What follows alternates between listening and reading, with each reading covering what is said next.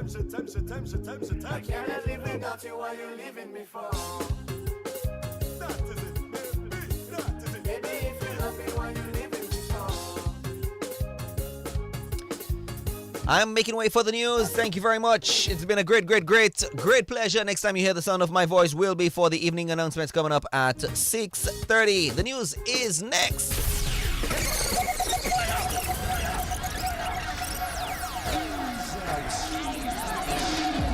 It's always a better choice. My one and only station. DBS Radio.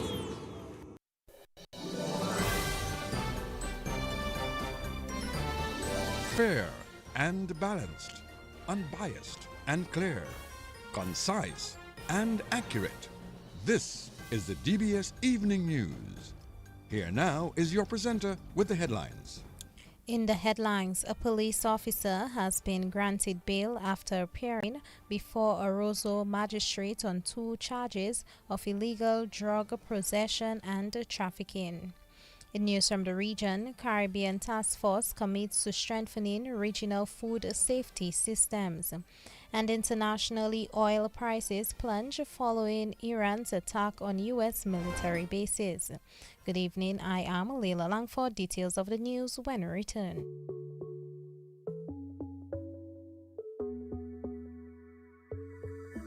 It's the energy of we people, something pulsing inside. It beating every soul, a feeling we cannot. It's always pushing us forward, the limit up in the sky. There's rhythm in how we flow, a rhythm that can't be denied. It's in the feeling in our we talk. It's in the meaning in our spot. It is the thing that sets us apart. Who we are, 'cause the rhythm of life keeps bumping.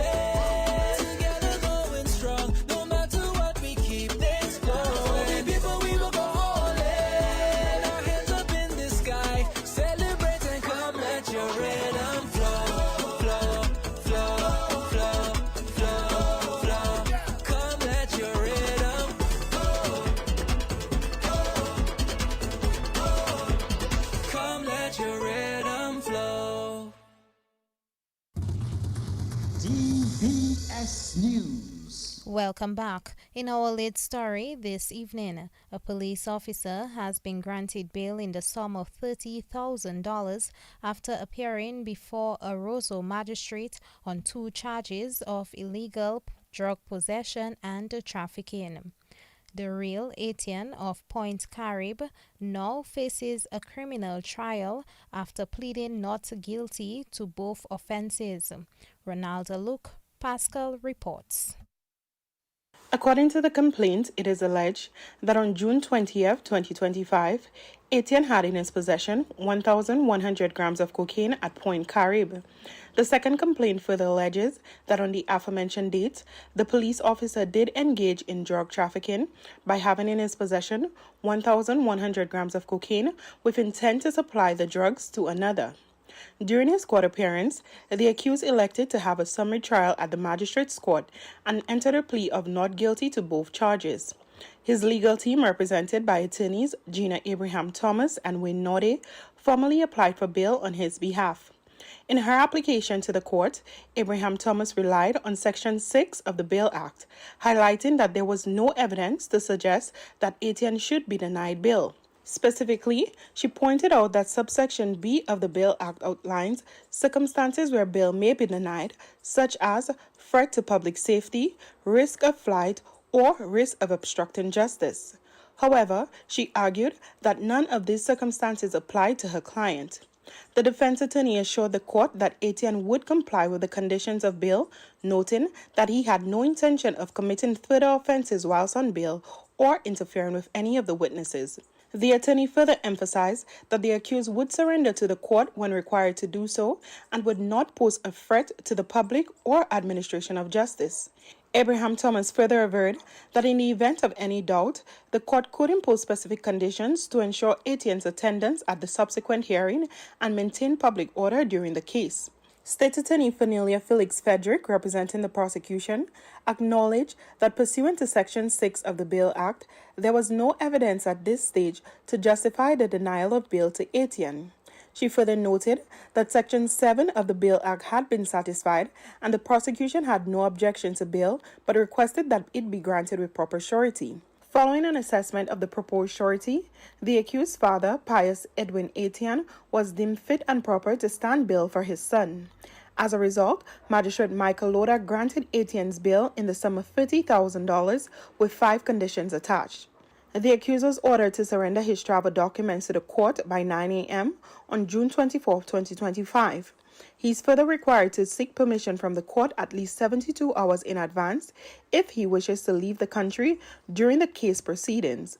Additionally, Etienne was ordered to live an honest and industrious life whilst on bail and report to the Granby Police Station once a week. He was further ordered to surrender to the Granby Magistrate Court on September 1, 2025 for the commencement of the trial, as well as any other date set by the court throughout the course of the proceedings. The magistrate cautioned that failure to comply with any of these conditions would result in the revocation of bail. Ronaldo Luke Pascal reporting for DBS News.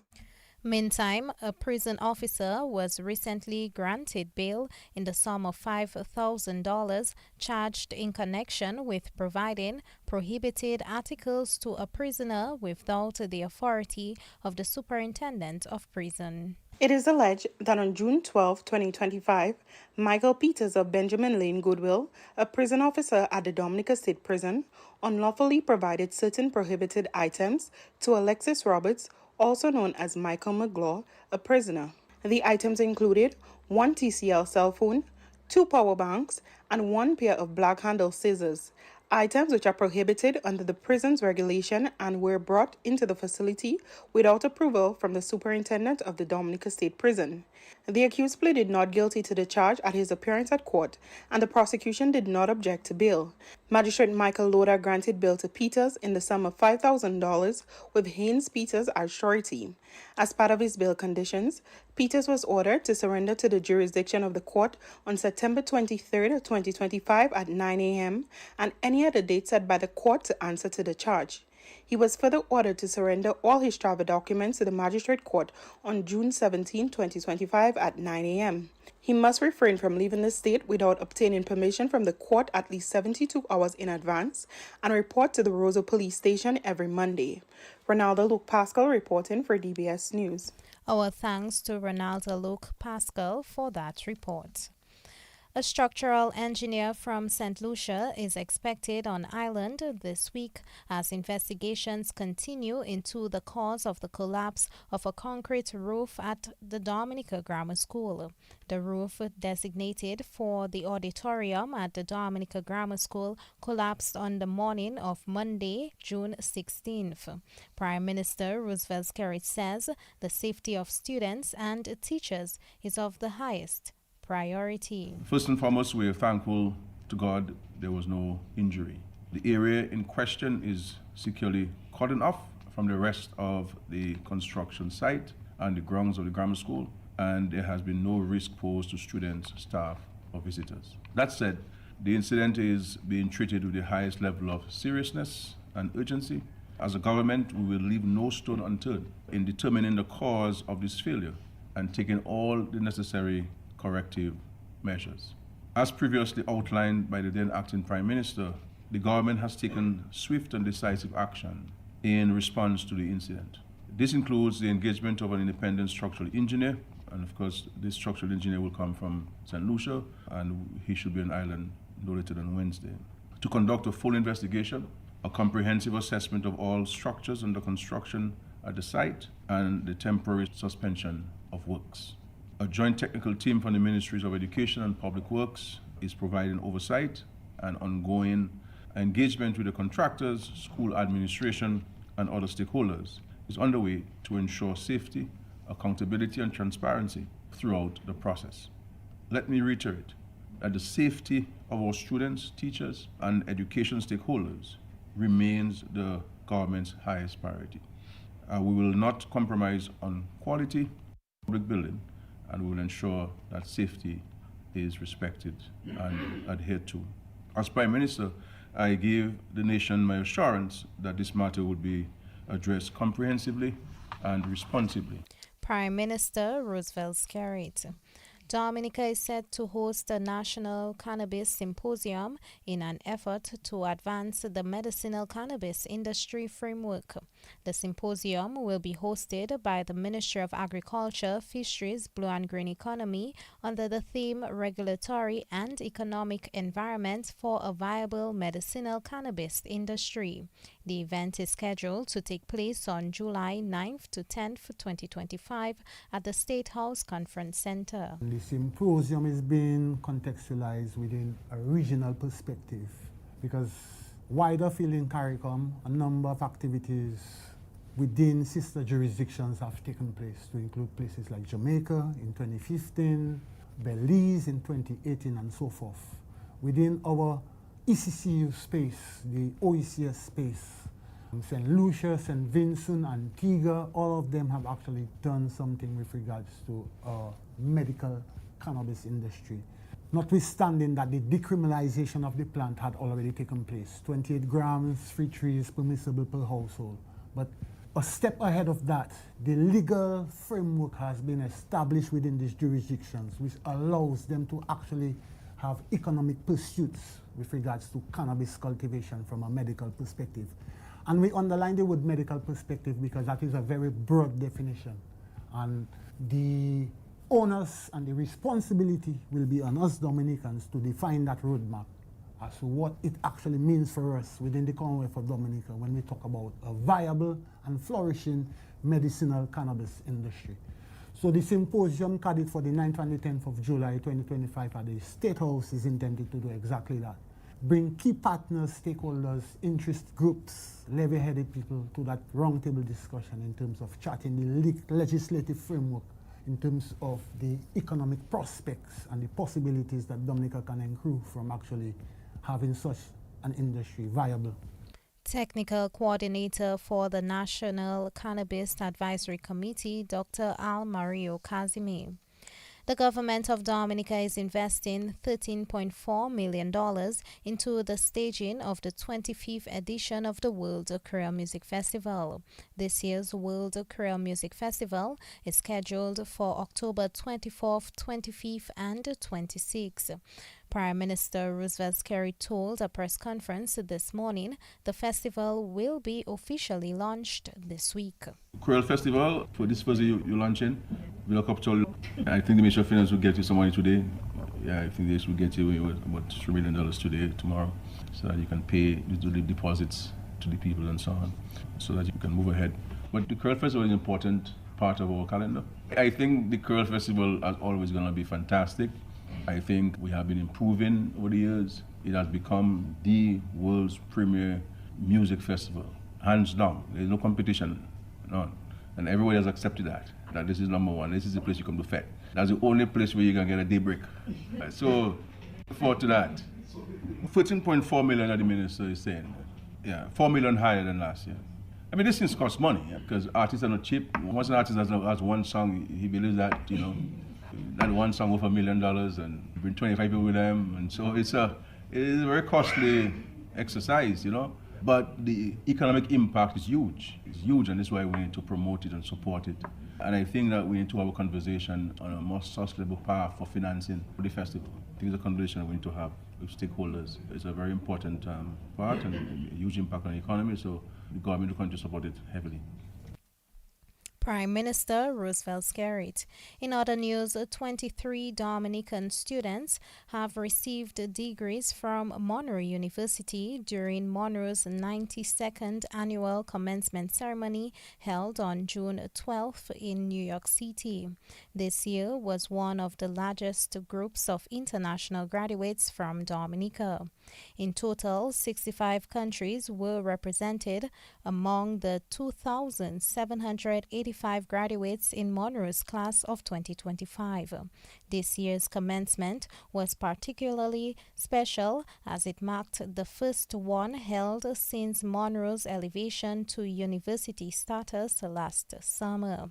The university conferred 596 master's degrees, 1,081 bachelor's degrees, and 1,051 associate degrees this year, as well as 57 professional and advanced certificates.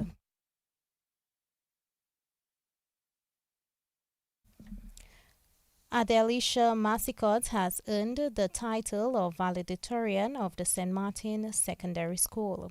She copped 4 subject prizes and 6 awards to include Human and Social Biology, Information Technology, Food and Nutrition and Health, Merit Recognition Award, Excellence in HSB Award, among others. Marla Joseph was named salutatorian. She captured 5 subject prizes and 3 awards, which included English Language, Social Studies, Integrated Science, Principles of Accounts, and Principles of Business. She also received the Excellence in English Award, among others. The Principles Award went to Rudnaline Desimon. She picked up 2 subject prizes and 4 awards, which were Spanish, Prize for Food, Nutrition and Health Practicals, Kelvin Julian Award for Public Speaking and Advocacy, the Skyscraper Award, among others. Samara Volney got the award for steady application. Volney also captured subject prizes for religious education and mathematics. Valedictorian of the St. Martin Secondary School, Adelicia Massicot, called on graduates to be change makers. We, class of 2025, are dreamers. We are innovators. We are change makers. We step out into a world that is both complicated and full of opportunity, but we are ready. Our time here has equipped us not only with knowledge, but with hearts. Let us remember that true success is not defined by titles or trophies, but by the lives we touch, the kindness we show, and the strength we bring to every obstacle. We have already proven we can overcome setbacks. We are standing here as proof. As we turn the page to a new chapter, let us carry this theme with us that has defined our journey. Our potential is limitless, so never stop learning and reaching for the stars. The world doesn't just need more success stories. It needs more good people, so let's be those people. We are the authors of our own future. Let's write it with courage, with compassion, and with a fire that never fades. Valedictorian of the St. Martin Secondary School, Adelicia Massicot. That's the national focus, regional and international developments up next.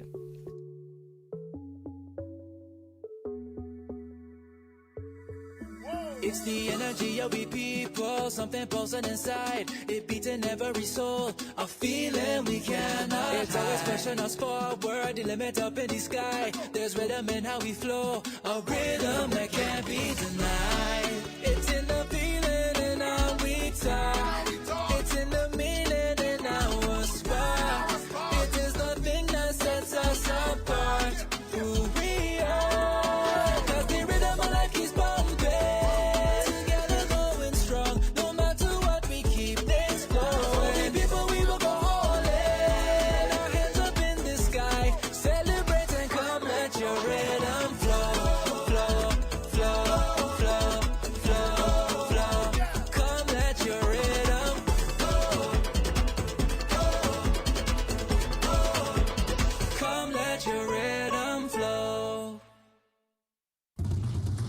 DBS News. In news from the region, leading regional agriculture experts have restated their commitment to continue strengthening food safety systems in the Caribbean. The Caribbean Task Force on Food Safety reaffirmed its mandate during its 2025 annual meeting. Established by CARICOM in 2021 as a technical advisory body under the guidance of the Caribbean Agricultural Health and Food Safety Agency, the Caribbean Task Force is tasked with harmonizing food safety measures across the Caribbean. To achieve this mandate, the task force is expected to work closely with regional and international food safety authorities to identify current and emerging food risks. And internationally, the price of crude oil has plunged this afternoon following Iran's attacks targeting a U.S. military base in Qatar. The price for a barrel of crude oil dropped to $67.50 in hours following Iran's attack, down from over $75 per barrel last week. According to Robin Brooks, a senior fellow at the Brookings Institution, the sharp drop could be a signal that the global oil market believes Iran's attack today will be its only retaliation. That's news, the DBS Evening Sports Report. Up next with Gavin Richards.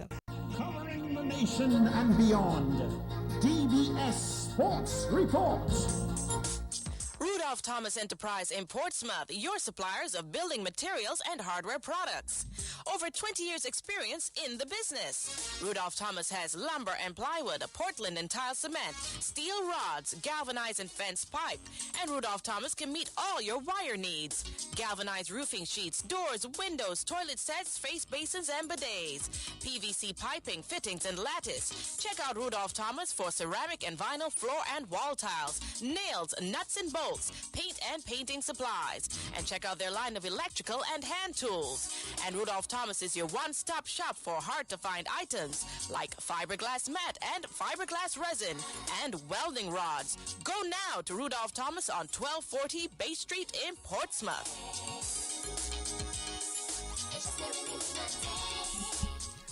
Well, good evening. I'm Gavin Richards to the DBS Evening Sports Report. Let's bowl off with cricket news as Hayley Matthews put in another solid performance with bat and ball to lead the West Indies women to a series-clinching 6-wicket win over South Africa in the third T20 this afternoon in Barbados.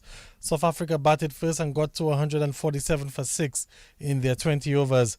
Miane Smith got 69 not out. Afi Fletcher picked up 2 for 28. Karishma Ramarak 2 for 18 and Hayley Matthews 1 for 26, while the West Indies got 148 for 4 in 18.3 overs, with Hayley Matthews getting 65 and Charmaine Campbell 42. West Indies winning the game by 6 wickets and they won the 3-match series 2-1. Hayley Matthews was named the player of the match and the player of the series. Well, let's stay with cricket news because Izu Lukati Bombers picked up an impressive 8-wicket win over the Siniku Red Force as the KPL T20 continued on the weekend in the Kalinago territory, while Aidan Burton got an impressive half-century as the Bombers chased down a target of over 190 with ease. Siniku Red Force won the toss and elected to bat first. Red Force scored 197 in their 20 overs. Rick James scoring 40, Lawrence Wiltshire 39, Dylan John 18 and Yakim John Baptist 16. Bowling for Easy Lukati Bombers, Kellen Christmas 3 wickets for 20 runs, Mario Lucian 2 for 41. Needing 198 for victory, Easy Lukati Bombers cruised victory scoring 201 for 2 in 18 overs. Aidan Burton top scoring with 70, while Lee Fontaine 65, Ray Kazimi contributing 39 and Wayne Ogis 24. Sebastian Brumant and Kenny Valmont took 1 wicket each. So the final scores, Red Force 197 for 7 and Bombers 201 for 2. In match number 2, we had the Concord Super Kings versus Atkinson and Thistle Dynamic Stars. Super Kings won the toss and elected to bat first and could only muster 79 runs. Lyndon Williams top scored with 33 not out. Bowling for Atkinson, we had Anthony Duran took 3 wickets for 14 runs. Needing 80 runs for victory, Atkinson Dynamic Stars easily reached their target without losing a wicket in 8 overs. Jerry Ogis on 22 and Alexon Laron on 19. And that was league coordinator Alexander Burton. Well, Central Centipede, they went down to the Gullet River, Maho River Strikers. Delani Alexander picked up 4 wickets as the Central Centipede were bowled out for just 39 runs, chasing 153 in 15 overs.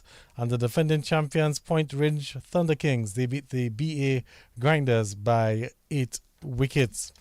Let's stay with cricket news because Risbah Pant hit his 2nd century of the match as India have set England 371 for victory in the first test match at Lord's. India were bowled out for 364 in their second innings today, with KL Rahul getting 137, and Panther 118. England chasing 371 to win were 21 without loss at Stumps on day 4. The scores as we head into the fifth and final day is India 471 and 364. England 465 and 21 without loss. England are going to need 350 more runs on the final day tomorrow. In some track and field news, well, 2 national youth records were set at the National Juvenile Track and Field Championships on the weekend. Over 120 athletes from 9 affiliates competed took part in the 79 events of the track and field meet, which was organized by the Dominica Athletics Association. And that meet, of course, took place at the Geneva Playing Field in Grand Bay. Delia Geese of the Dominica Grammar School, she set a new record in the under-15 girls 80-meter hurdle event. She clocked a time of 15.3 seconds. Antoine Lewis, also of the Dominica Grammar School, set a new record in the under-15 boys 1,200-meter event. He ran a time of 4 minutes, 52.2 seconds. Meantime, 2 athletes from the Aspirers Athletics Club took top honors in the girls and boys under 15 division. We had Shanice Frank of the Aspirers Athletics Club. She was first for 44 points, and Ajaya Moranci, also of the Aspirers, was second, with Delia Geist of the Dominica Grammar School in third. In the boys under 15 division, Delani George of the Aspirers was top with 46 points. Antoine Lewis of the Dominica Grammar School second, and Daniel Thomas of the Western Rangers third. And of course, we also have Delani George of the Aspirers Club, who did quite well. Shanice Frank, also from Aspirers, was the top female under 15. Reynold Frank, also of the Aspirers Club, was the top under 13 boys. And Janik Didi of Western Rangers, the top under 13 girl. Arnell Edwards of the Aspirers was the top under 11 boy. And Carrie Budminister, the top under 11 girl. There's also competition in the under 9 boys division, with Alex Athanase of Athons winning that, and Cornella Lawrence of the Striders Athletics Club winning the top under 19 girl category, and Chloe Laturo of the Striders Athletics Club was the top under 7 female athlete, securing 46 points. And in the boys division, we had Jolan Deja of the Striders topping with 46 points. Going back to cricket news, the West Indies head coach Darren Sammy feels that confidence is high as they head into the first test match against Australia this week. His comments following the West Indies training camp, which concluded on the weekend. Sammy says that the guys have responded well to the camp.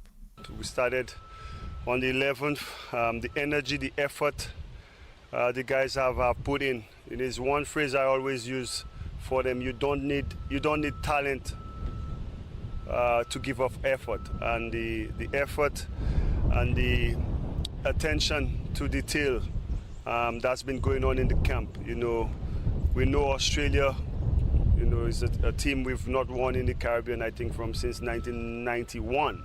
So we know what challenges that we face, but we went home, we went in their backyard and drew a series, and it's a culture we're trying to build. To make home our fortress. So what I've seen over the last 10 days, 11 days here at the camp tells me that we will be ready. We are ready for the first test at Kensington. And that's the West Indies head coach Darren Sammy. Well, the West Indies will play Australia in the first test starting on Wednesday in Barbados. Meantime, Australian batsman Sam Constas is hoping to make his mark on the upcoming series against the West Indies. The 19-year-old is about to play his third test match. Constas, who is part of the new-look Australian batting order for the series. Yeah, very excited. Obviously, it's a tough team to crack in, and we've got legends of the game in that team, so very excited for the opportunity, and yeah, hopefully grab it with both hands. I feel like I got trust people that I work with, and they understand my game. I'm not trying to prove to anyone how I'm going to play. I just want to be myself, and obviously understand when to take on the game, when to soak up the pressure, and yeah, win games for Australia. It's a dream come true, to be honest. 19 years old, playing for your country, travelling the world, getting to experience different cultures, and versus the best players as well. So, I'm very lucky to, be where I am currently. And that's the Australian batsman Sam Constas. Let's move to Rounders news as St. Joseph are into the finals of the Commonwealth of Dominica Police Force Community Policing Rounders Bolorama Tournament.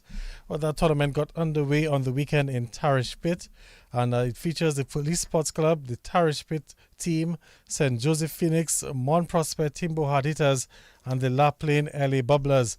Well, in the first game, we saw St. Joseph beating the Mont Prosper team by 1 run. The Police Sports Club, they also got the better of Tarish Pit. And then La Plaine also scored a win over Tarish Pit as well. In the first semi-final, St. Joseph Phoenix, they won by 45 runs over the Police Sports Club to advance to the finals. And of course, the finals will be played very soon, as we also have the second semi-final, which is to be played between La Plaine and Mont Prosper. And the winner of that match will meet St. Joseph in the finals. Of course, the Rounders competition is part of efforts by the police to help with the community spirit and the whole relationship with the police and the community in the community. Well, let's move on to quickly some football news. The defending DFA League champion Central Cooperative Credit Union Dubla FC, well, they dropped points from a winning position for the second consecutive match as round 2 of the DFA Premier League got underway last weekend. The defending champions were held to a 1-1 draw against Sagicor Southeast. Well, with that result, Dubla, they've moved to 24 points and they're still undefeated for the season. But, we heard from the coach earlier on today that he says that the recent results are a bit worrying. Meantime, second place, Belfast Estate Mau Soccer Strikers and Roosevelt Skerrit Bombers, they played to a high-scoring 4-4 draw at the Benjamin's Park. Mau, with that result, they've moved to 21 points and they're still 3 points behind the league leaders, the Central Cooperative Credit Union Dubla FC. We also had Valvoline Way United picking up a 7-0 win over Promex Harlem United, and Kian Thomas got a hat-trick for Way United. That win has moved Way United into third place on 18 points. DSFC, they came from 2 goals down to secure a 3-3 draw with Middleham United last night at the DFA Technical Centre. And the Connect 767 East Central, they picked up their first win of the season as they beat Petro Caribbean Point Michel 5-2. Speaking of first for the season, we had the Peru Super Eagles open up the 2025 national basketball season with a comfortable win on Saturday. The Eagles took down the returning Trafalgar-based Hilltop Prowlers as that tournament got underway Saturday at the Massac Indoor Facility. It was an easy win for the Eagles as they won 68-55. Very quickly, we can go back to cricket news. There was a half-century from Alec Athanase and a good all-round performance from Vincent Lewis. Of course, these were the highlights from last weekend's trial.